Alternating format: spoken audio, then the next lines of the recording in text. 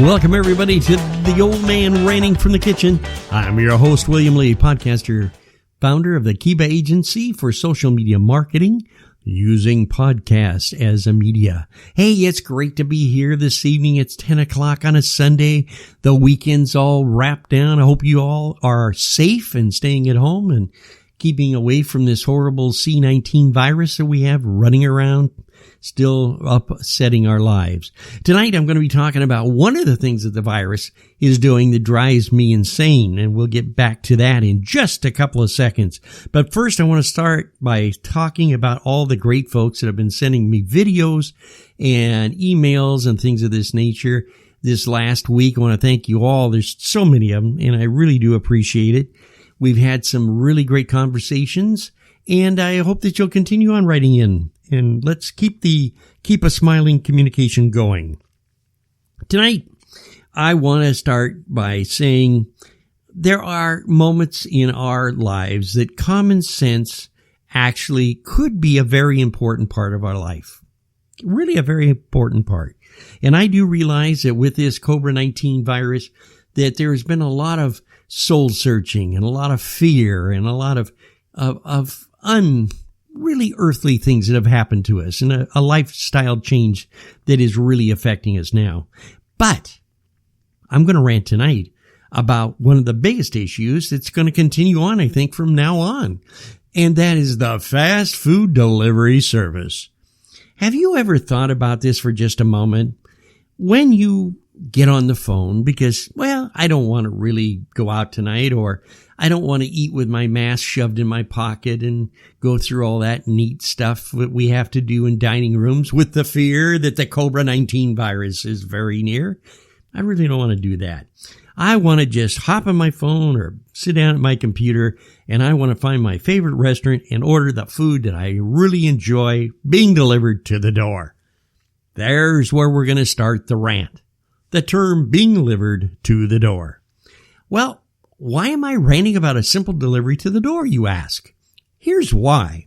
When you sit down to the computer and you start looking at the options of what the restaurant mandates to get, the food delivered to you safely, you have the opportunity at the bottom of this, after you pay and instructions and all this good stuff, and they tell you how long it'll take for the driver to get there, you have this little box that you can check off.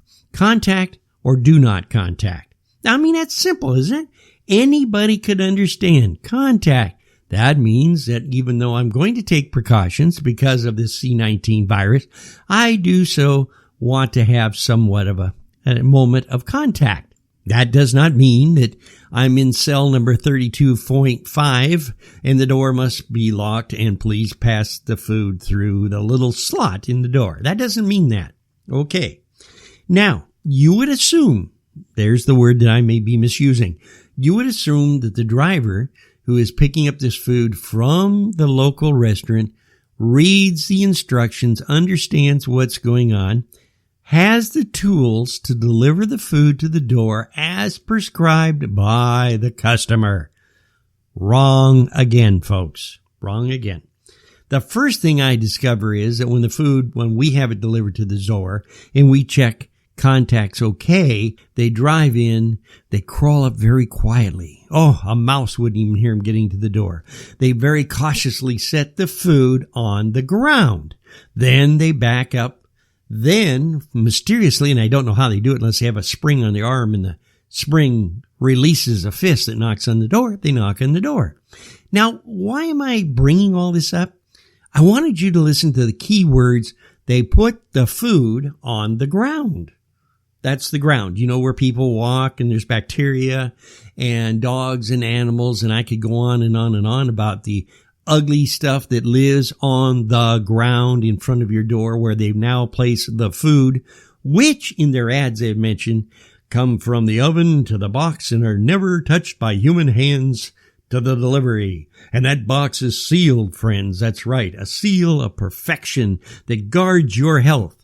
Wonderful. Now, somebody's going to say, Bill, I don't know what you're driving towards, but to me, when you take my food and throw it on the ground in front of my door or on my porch or in my flower bed or up a tree. Whoops, I'm sorry. This is not an Amazon delivery, is it?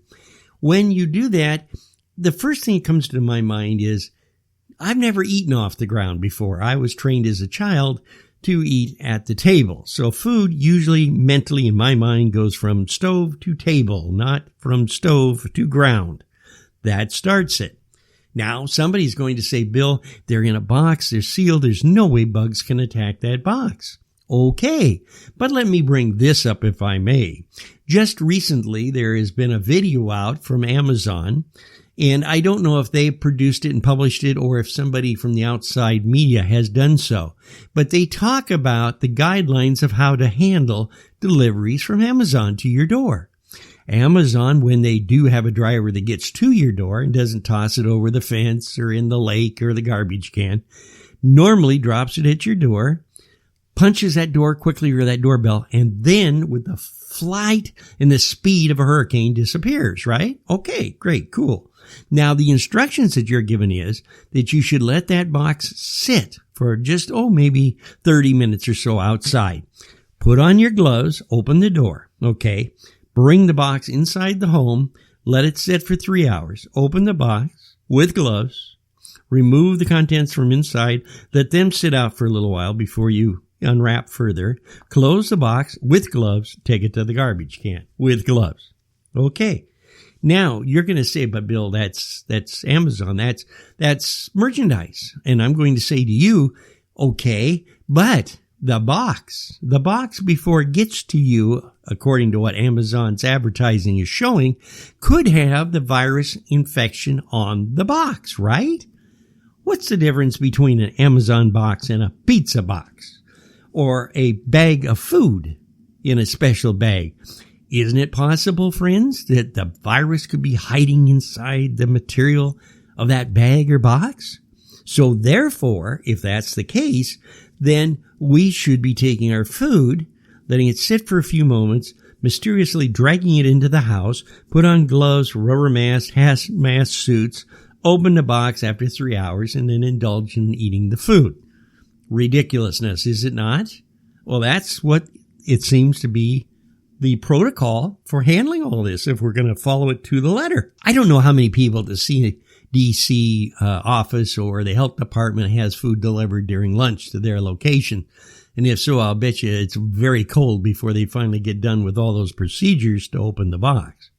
But what I'm saying to you is if we take procedures like this to do freight, for Pete's sake, when somebody marks down contact okay, that means that the driver should be ready with the proper tools. Now, maybe the driver's nervous. I don't blame them if they are. They don't know who you are. You don't know who they are. So wouldn't it be, well, shall we say a brilliant idea that they go ahead, since they've got rubber gloves, and put those gloves on? Huh? Think about this. Maybe they need a mask also if they're going to get within 6 feet of you. Okay, you deliver it to the contact person who says contact is all right to deliver my food. You do not place it on the ground. You hand it to them. You have the gloves on, the mask, and you step back. Then it's usually very simple to handle that because you have gloves on. Why then can't we not do this? 9 out of 10 times when people check off that attitude that contact is all right on the instruction sheet, why is it then the drivers continue to drop it on the ground, stand back, look at you like you're a wild animal at the zoo, and you're grabbing those bars and you're shaking them because you want to get to that food? Why is that? I don't know. I think to the drivers that don't have rubber gloves, ask the boss for them. If you're scared about deliveries, then use the proper tools that the CDC and the rest of us know about, because we've been hammered on television, radio, social media, and media how to handle this situation. Use common sense, and then your customer would feel like he's getting customer satisfaction, that the customer's experience with customer service is gratifying. Not, oh my God, my pizza, he put it on the ground, the box is upside down. None of those accidents will occur if we just use common sense. Simple as that. So that's my rant for this week. And, well, hey, what are we going to do? let's hope that somebody out there is listening and might sit down and think about that for a few moments. And hey, might even try it. We got some exciting news for you also coming up in the very near future. In fact, it'll be the 6th of July. We are going to have the auction.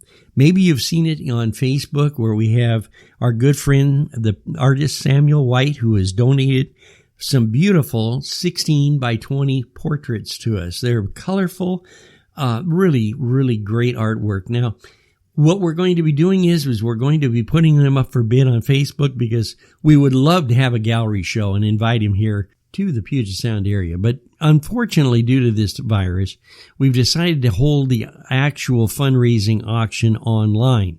Now, I've had a lot of questions asked, where is the money going? The money is going to be earmarked for Mary Bridge Hospital for Children in Tacoma, Washington. They have a great program over there for children that are fighting cancer. And probably one of the toughest things in the world to do is for a parent who has to worry about their child and also at the same time still try to keep a roof over the head, keep the family going. This usually causes a lot of financial hardship. The program at Mary Bridge we found throughout the last couple of years has been a wonderful relief for those parents. It was about a year and a half ago that on the Disruptors podcast, we had two people from Mary Bridge come up and talk about what's going on and where the money goes.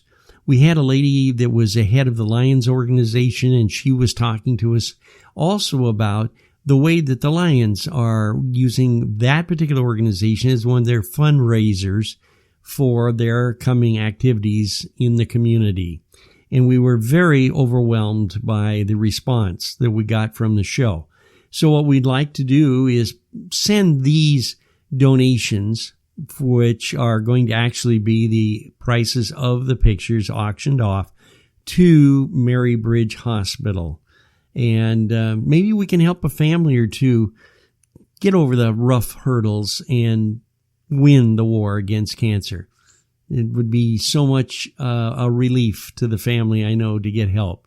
And the hospital does an excellent job administrating and taking care of the actual routing of the money to these families. So I'm excited. We will have pictures when we donate the money to the hospital. We will naturally have pictures available for you on the Old Man Ranting from the Kitchen Facebook page, and also on our keepusmiling.com. That's keepusmiling, our website.com.